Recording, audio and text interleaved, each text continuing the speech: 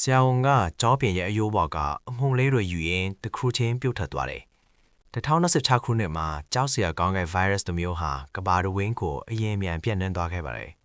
ဒီ virus ကူးစက်ခံရတဲ့သူတွေဟာတဖြည်းဖြည်းနဲ့ကြောက်ရွံ့တွေဖြစ်ပြောင်းလဲသွားကြတာပါပြန့်နှံ့နှုန်းကလည်းအများမြန်ပြီးကူးစက်ခံရတဲ့သူရဲ့ခန္ဓာကိုယ်တစ်ခုလုံးကြောက်လိုမှတုံသွားပြီဆိုရင်တော့အသက်ဆုံးရှုံးရပါတော့တယ် Nest ကြောင့်ဖြစ်တဲ့ Anna ဟာဒီဆုံးသွားတဲ့လူနာပေါင်းများစွာကိုမြင်တွေ့ခဲ့ရပြီးမြဲသူမအနေနဲ့ဘာမှမတတ်နိုင်ခဲ့ပါဘူးဒါပေမဲ့ Anna အလောကနေအိမ်ပြန်ရောက်တဲ့အခါမှာတော့သူမရဲ့သမီးလေးဟာမူးပြီးရေချိုးခန့်ထားမှလဲနေတာကိုတွေ့လိုက်ရပါတယ်ဒီမီတင်းသူဟာသမီးဖြစ်သူကိုရေချိုးပေးဖို့အဝတ်စားတွေထွက်လိုက်တဲ့အချိန်မှာတော့သမီးရဲ့လက်ပေါ်မှာတတူးအသစ်တစ်ခုကိုမြင်ပြီးထိတ်လန့်သွားခဲ့ပါတယ်ဒါဟာသူမကိုချက်ချင်းပဲစိုးရိမ်တကြီးဖြစ်သွားစေခဲ့တာပါသမီးဖြစ်သူ virus ကူးစက်ခံရမှာကိုကြောက်တာကြောင့် Anna ဟာပိုးတက်ဖို့အတွက်အရက်ပြန်ကိုချက်ချင်းယူလာခဲ့ပါတယ်နောက်နေ့မှာဆေးရုံသွားပြီးစစ်ဆေးဖို့ပြင်ဆင်ပေးမိ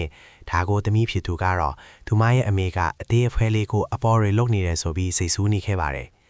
နောက်တနေ့မနက်မှာတော့ဒီကောင်မလေးဟာသူမရဲ့အမေနဲ့အတူဆေးရုံကိုလိုက်သွားခဲ့ပါတယ်ဒါပေမဲ့နတ်ရဲ့လက်ထဲမှာရှိတဲ့ဈေးထိုးအပ်ကိုမြင်လိုက်ရတဲ့အခါမှာတော့သူမရဲ့စိတ်ထဲမှာထူဆန်းတဲ့ကြောက်စိတ်တစ်ခုဝင်လာခဲ့ပါတယ်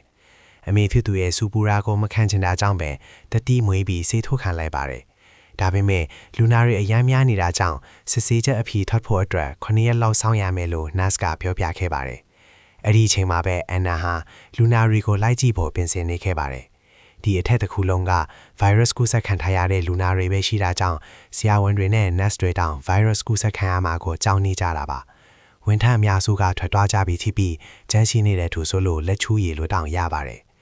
Anna စင်ချင်လန်းကိုရောက်တဲ့အခါမှာတော့မနေ့ကလူနာတွေအတွက်ပြင်ဆင်ထားတဲ့အစားအသောက်တွေဟာအစားတွန်းလဲပေါ်မှာအတိုင်းသားရှိနေသေးတာကိုတွေ့လိုက်ရပါတယ်။တခြားရွေးချယ်စရာမရှိတာကြောင့် Anna ပဲအဲ့ဒီလဲကိုတွင်းပြီးလူနာတွေစီအစားအသောက်လိုက်ပို့ပေးခဲ့ပါတယ်။ဒူမလူနာခန်းလဲကိုဝင်လိုက်တဲ့အခါမှာတော့တခန်းလုံးဟာကြောက်ရွံ့ဖြေပြောင်းလဲသွားတဲ့လူနာတွေနဲ့ပြည့်နေခဲ့ပါတယ်။သူတို့ရဲ့ခန္ဓာကိုယ်တွေဟာ80%လောက်အထိကြောက်လို့မှတုန်နေပြီဖြစ်ပါတယ်။လူနာတွေဟာမလှုပ်ရှားနိုင်ကြတော့ပါဘူး။သူတို့ရဲ့ပါစက်ထဲကနေထွက်လာတာဟာလေးမဟုတ်တော့ပဲအမှုန်တွေသားဖြစ်နေပါတော့တယ်။သူတို့ဟာစကီရီယာတွေရဲ့အကူအညီနဲ့ပဲအသက်ဆက်နေကြရတာပါ။ကံကောင်းတာတစ်ခုကတော့ဒီ virus ဟာလေထဲကနေမကူးစက်နိုင်တာပါပဲ။ Anna နောက်ဆုံးလူနာစီအစားထောက်ပို့ပေးတဲ့အချိန်မှာတော့အဲ့ဒီလူနာဟာတစ်ခိုးလုံးကြောက်ဖြစ်သွားပြီးအသက်ဆုံးရှုံးသွားတာကိုတွေ့လိုက်ရပါတယ်။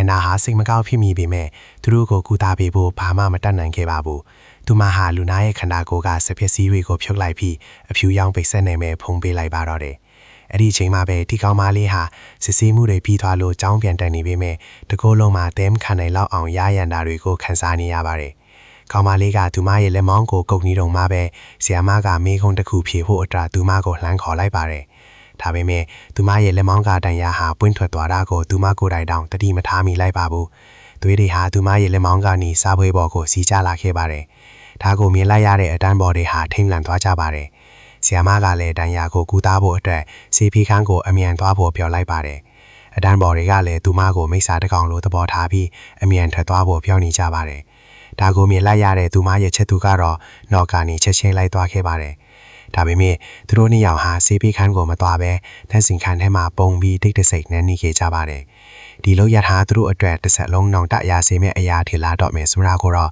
သူတို့မသိခဲ့ကြပါဘူး။